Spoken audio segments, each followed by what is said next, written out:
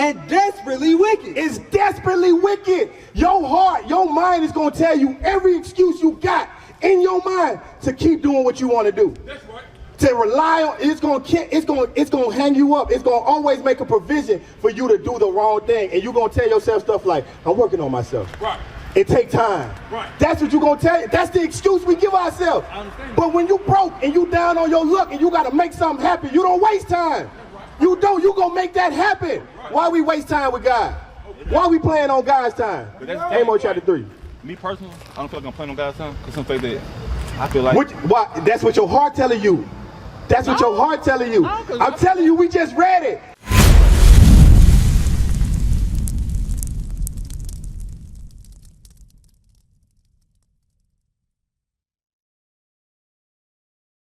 Deuteronomy chapter 11, verse 26.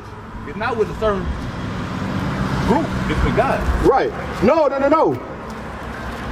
God is dealing with these people, not you. I'm going to show you that. Watch this. Give me that. Read that for me.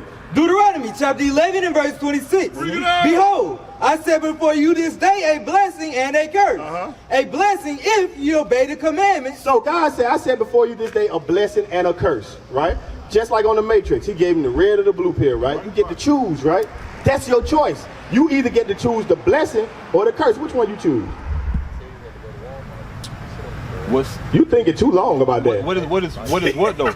All right, you got a blessing and a curse. You got good and you got evil. Which one you gonna choose? I'm gonna choose good. You gonna choose good, right? Which would be the what? The blessing. Right. Not the curse. I'm gonna choose the blessing on top. On top. Any logical person is gonna choose the blessing. Right? So God, that's the choice. He said either the blessing or the curse. You just said you're gonna choose the blessing, right? How do you get that blessing? A blessing if you obey the commandments of the Lord your God. So you said you want that blessing. That's the stipulation. You have to obey the commandments of God. Now let me show you. Go to Amos chapter 3. Go to Amos chapter 3 and read verse 1. Because you said you only dealing with God, right? Listen. God is only dealing with these people. And Jock ain't on that sign. That's right. Eliab ain't on that sign. Right. I understand that. Ezekiel ain't on that sign. Joshua ain't on that sign.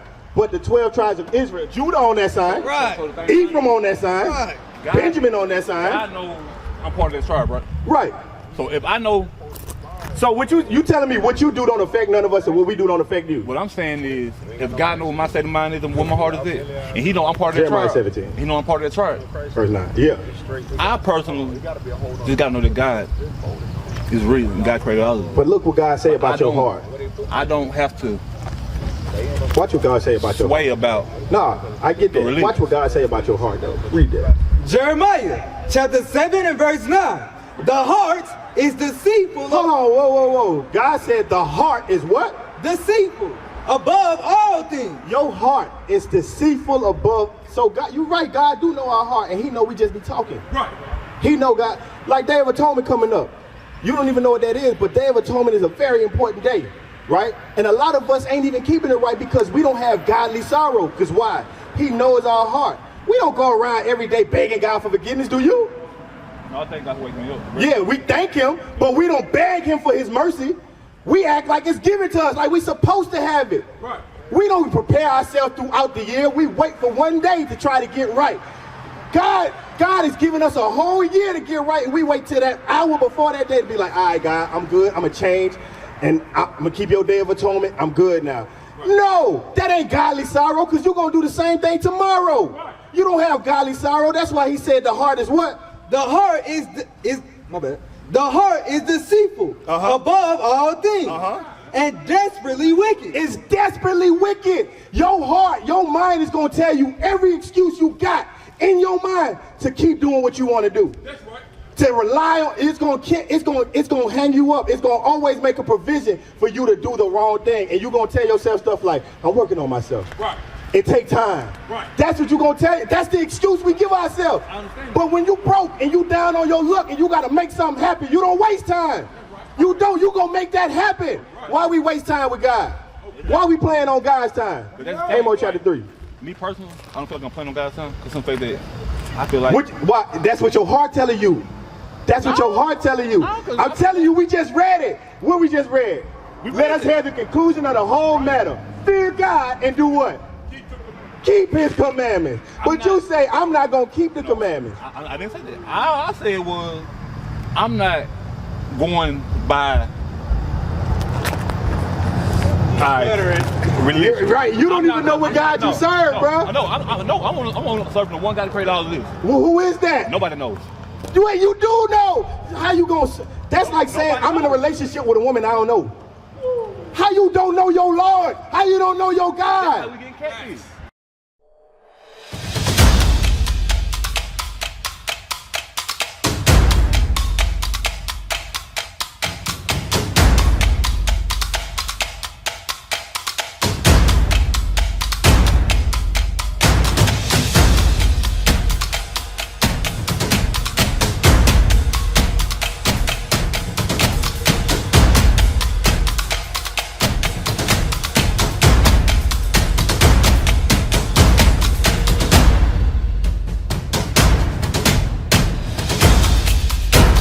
Shalom Israel, this is Bishop Nathaniel. I want you to know that you can view all our Sabbath classes live on IUIC TV. That's right, I said on IUIC TV. Download the app today. Shalom. We getting catfish. My God said I'm gonna rule the earth. My God said I'm gonna have slaves. My God said I'm gonna have power over the nations. You're a ruler of earth, right? Yes. You're part of nature. Part of nature. You're a ruler of earth. You're part of nature. I'm gonna rule the, no, I'm talking about everything in it. I'm gonna rule the earth. Right. I'm gonna rule the people on earth. I'm gonna be their God. That's what my God promised me. He said we are gonna rule the earth. You are gonna rule the earth. Right. That's what your God promised you. It ain't no other book that's gonna tell you something like that. Right. Ain't no other book. But hold on, Jock. I got one question. What's that? When they gonna have? I got you. Read that. Amos chapter 3 verse 1. Hear this word that the Lord has spoken against you, O children of Israel. So God is only dealing with Israel. As you can see, the 12 tribes of Israel, right? Against the whole family, He ain't say against Jock.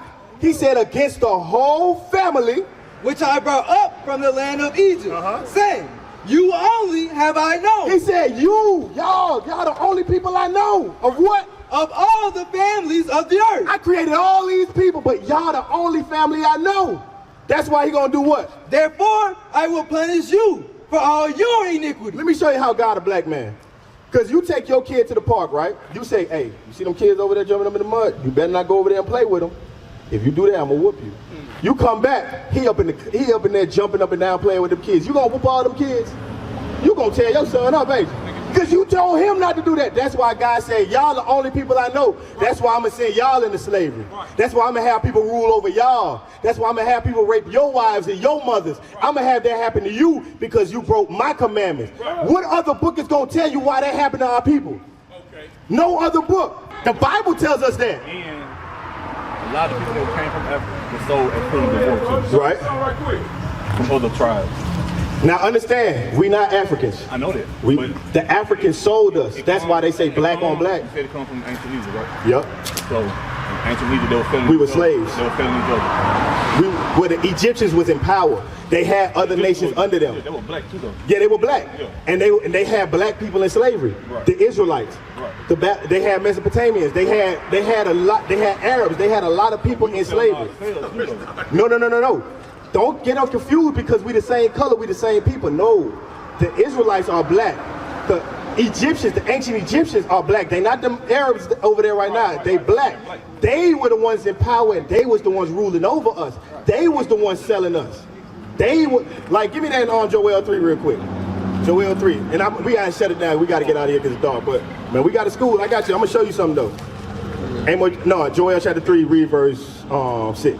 Joel chapter 3 verse 6. The children also of Judah and the children of Jerusalem have ye sold unto the Grecians. So the Grecians, they white, right? So it say the children of Judah and the children of Jerusalem, right? Judah is Judah, Benjamin, Levi, right? That's the southern kingdom. Jerusalem will be the rest of the 12 tribes. So they sold all 12 tribes, right, to the Grecians, right? Keep reading. That ye might remove them far from their border. Read verse 4, that's right. Verse 4. Yea, and what have ye to do with me, O Tyre and Zidon? So Tyre and Zidon, right? Those are two African nations, two black people, right? And it said, God is asking them a question. What y'all got to do with me? Why y'all messing with my people, right? Keep reading. And all the coast of Palestine. And the Arabs, all the coast of Palestine. Right. So he's talking to the Africans and he's talking to the Arabs. He said, what you got to do with me? will ye render me a recompense? Are you gonna render me a recompense because I ain't choose y'all to be my chosen people? So you gonna take it out on my kids? Keep reading. And if ye recompense me swiftly and speedily, will I return your recompense upon your own head? Under verse 6. Verse 6. The children of Judah and the children of Jerusalem have ye sold unto the Grecians. That's where we get the transatlantic slave trade from. The Africans sold us to these people. And then you get the sub-Saharan slave trade where the Arabs had us in captivity. And they sold us to the Grecians.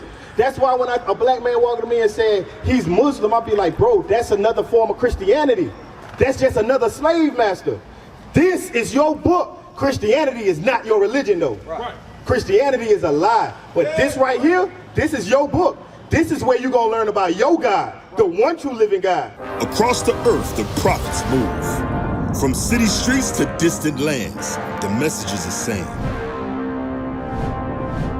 Israel must rise. Through every quest, every journey, the truth spreads. No border can contain it. No distance can silence it.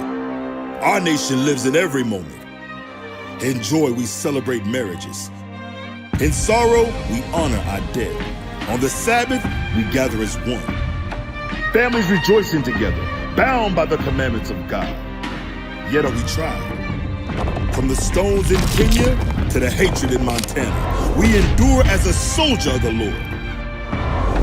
And still, the mission expands. On the airwaves, on the screens, in every nation under heaven, Israel's voice is heard. We build our communities. We raise our children in royalty. We restore what was broken. We clean what was defiled. We show the world who we are.